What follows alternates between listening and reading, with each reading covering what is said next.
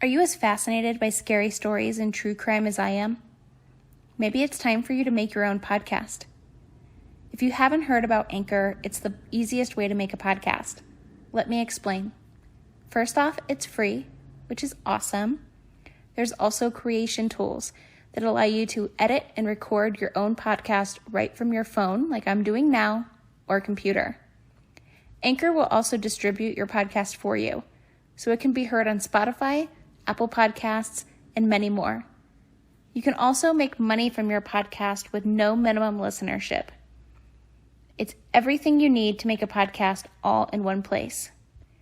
Download the free Anchor app or go to anchor.fm to get started today.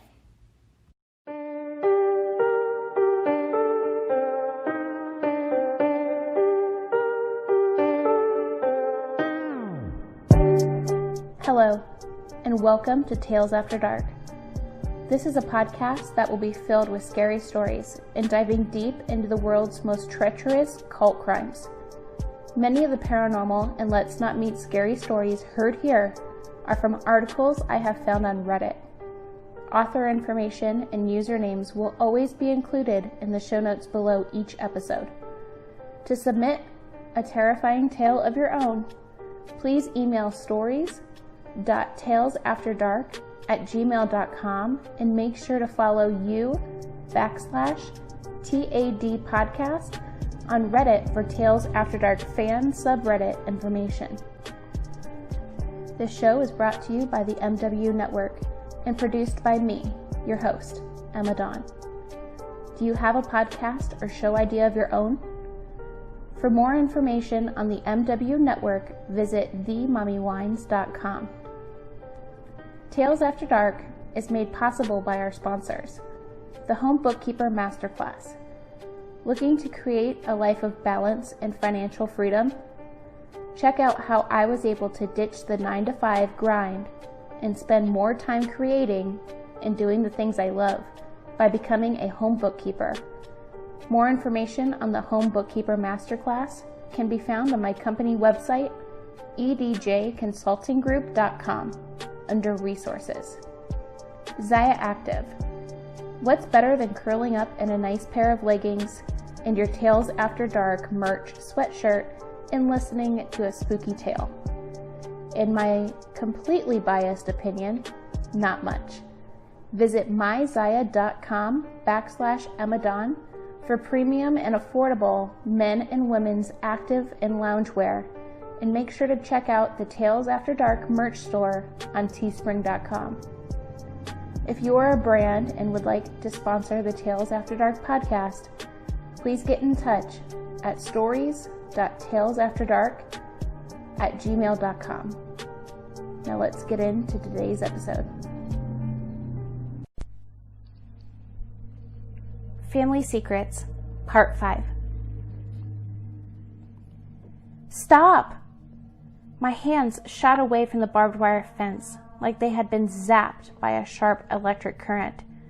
I whirled around and saw Uncle Barney, hobbling towards me, huffing and puffing along the way, his cheeks burning red with exhaustion. "Stop," he said, stumbling on the front porch steps. "I have to go," I replied, fast and curt. "Dad's in danger." "I know," he said.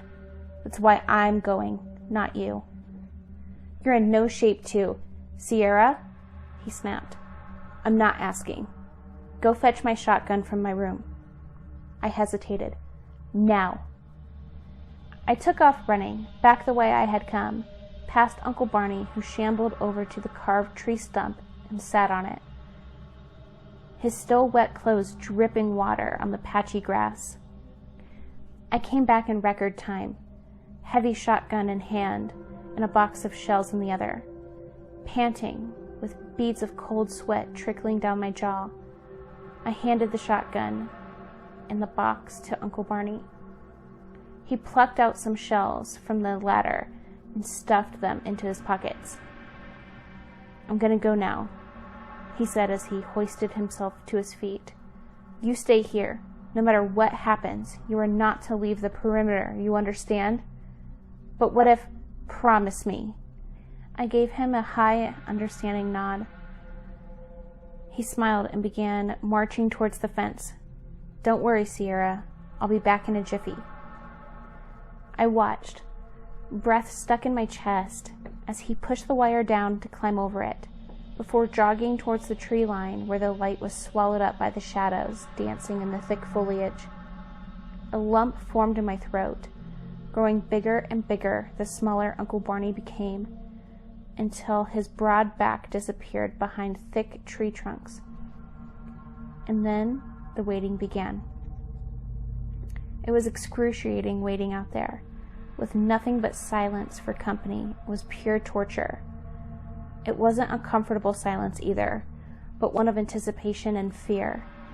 Not knowing what was happening in the woods, not knowing how long I'll have to wait, not knowing who will make it back, if they make it back at all. It was nerve-wracking. I bit my lip, chewed on my fingernails. I paced around like my legs were possessed, until the sun broke through the clouds and slinked back in again.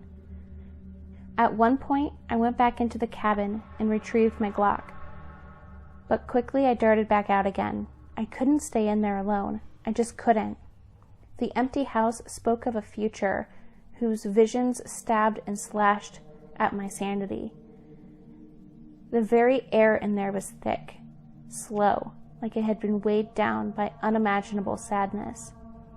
I was glad to be away from it, and almost welcomed the anxiety that flooded my veins like adrenaline when I came back outside. After about an intermediate amount of time that felt like a decade, I heard a gunshot. The sound rippled through the air, echoed across the forest, pierced through my body, and rattled my bones. The world spun around me. Who was it that fired their gun just now? Was it Dad? Did he come across the Dijon? Was he fighting that monster? Was he winning? Guilt, helplessness, frustration, anger, anxiety, and 1,000 other emotions sloshed around in my belly, and I felt like I was going to throw up. It wasn't right, I thought. I shouldn't be hiding here like a coward while Dad and Uncle Barney fight my battles for me. I should be out there, standing and fighting beside them. But I just couldn't leave. I had promised not to. The sound of the rustling leaves and cracking twigs forced me to look to my left. My grip tightened on my gun. I sensed movement in the woods.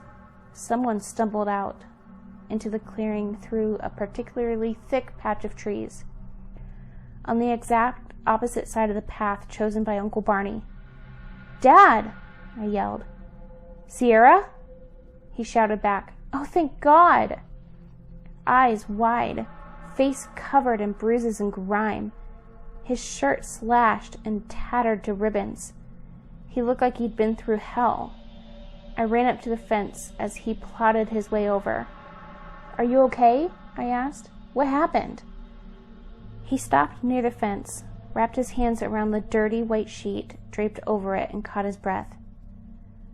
"I saw you running out of the house, screaming my name. I thought," he wheezed, "I thought you had been fooled into thinking I was going out there. That you were trying to stop me. So I grabbed my gun and began running after you. It wasn't real." "I know. I thought so too, but what if it wasn't? I couldn't take that chance. I looked around the house as quickly as I could, but I didn't see you anywhere. So I chose to follow you, or to fake you, out into the forest. I just had to." "Did the Dijon attack you?" He nodded. "Didn't even see the bastard coming. He snuck up on me and tossed me around like a rag doll. Would have killed me if I hadn't cut him with a dagger." He patted his waist. He ran away before I could truly hurt him. However, and that's when I knew that I had made a mistake.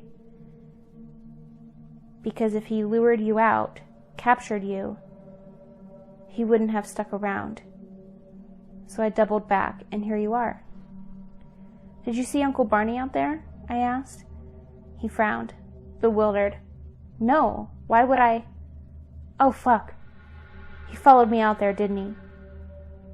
My mouth was dry, and yet I swallowed nothingness. No, no, no, no. Dad ran his fingers through his hair as he looked around wildly. He wasn't supposed to do that. He was supposed to stay with you. Damn it, why?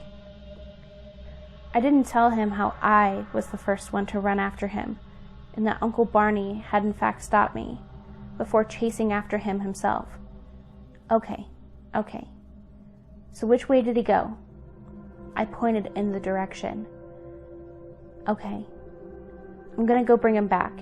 You wait here. Do not step outside. He popped the magazine out of his pistol, checked the bullets, and slid it back in. You still have the talisman on you, right? Yeah, I replied. Give it to me. What? Give it to me. I'll bring your uncle back as quickly as I can, and if that fucker tries to come after me again, I'll use the dagger and the talisman to put him down permanently. You told me to never take it off. He chuckled. Yeah, well, I wasn't exactly planning on leaving the house, was I? Come on, hand it over. Barney is still out there. We don't have a lot of time. I took a shaky step back. No. What? No. You're not Dad. He would never ask me to take off the talisman. I felt like I was going to be sick. Dad snarled. His face warped into an expression of utter hatred. His eyes turned so red it looked like all their blood vessels have exploded. You fucking bitch. How long do you think you're gonna hide in there? The venom in his voice made my knees weak. I clutched onto the talisman for comfort. You are mine, he spat. You were promised to me. How dare you defy me? Leave me alone, I screeched. Just you wait. I'm going to kill your useless father and his fat pig of a brother and drag their corpses here. I'm going to make you pay for this. I blinked, and he was gone. I wiped my eyes using the sleeves of my sweatshirt and sucked in some deep breaths. I tried to calm myself down. The rage on Dad's face, the sheer hatred in his voice. My brain forced me to experience it over and over until physically painful sobs racked my chest. I couldn't do this. I felt so alone, so terribly, horribly alone. It wasn't going to work. The Dijon was too powerful. We were being played like a damn fiddle, and he wasn't even breaking a sweat. It was hopeless. We were going to lose. We were all going to die here. Dad, Uncle Barney, would be forever lost in the forest, their bodies rotting under some bush while I was going to be ripped apart by that monster. Hopeless. Utterly hopeless. I was wallowing in despair and self-pity when I heard noises again, from the very same spot where the Dijon had sent his little hallucination. Did he really think I would fall for the same thing again? Dad stumbled out of the forest. At least he wasn't injured this time. I gritted my teeth, hissed out an angry breath, and brought up my gun, aiming center mass at the thing. He wasn't real, and I wanted the Dijon to know that I knew that. Sierra! My finger neared the trigger as not Dad grew closer. Wait, he said. I ignored him. He stopped, put his hands up in the air. It's me. It's really me. I hesitated. You're not seeing things, okay? He said. It is really me standing right in front of you. How do I know it's you? I asked, my finger tense against the trigger. He scuffled his feet, thinking about what he should say. Ah, yes. He snapped his fingers. Sierra, sometimes you sleep on your back with your legs bent at the knee and crossed over one another. Your mom would always giggle when she saw you like that, would bring me over to watch you and ask how anybody could possibly sleep like that. Every single time. My hands began to tremble. He began walking towards me. "And I know that you sneak out at night and eat chocolate ice cream when you think we're asleep. You only swipe a little bit off the top, thinking no one would notice. But we did, honey, always." "Dad?" I asked, my voice cracking. "Yes, it's me, honey," he said as he climbed over the fence and pulled me in for a hug. "I'm so scared, Dad." "Don't be." He patted my head. "There's nothing to be scared of, okay? The Dijon can't come in unless we let it in. Don't forget that." After I'd stopped trembling, I told him exactly what happened in his absence, beginning all the way back from when I had saved Uncle Barney from drowning to my run-in with the Dijon's illusion. He in turn told me that he went out into the woods because he thought I had gone out there, but decided to return when he lost all track of me. "Let's go back inside, Sierra," Dad said. "What about Uncle Barney? He'll find his way back. I made a big mistake running out there. I shouldn't have left you alone." "Are you sure?" I asked, both relieved and guilty. "Yes. He knew what he signed up for. You don't have to worry about him. He won't be taken down that easy.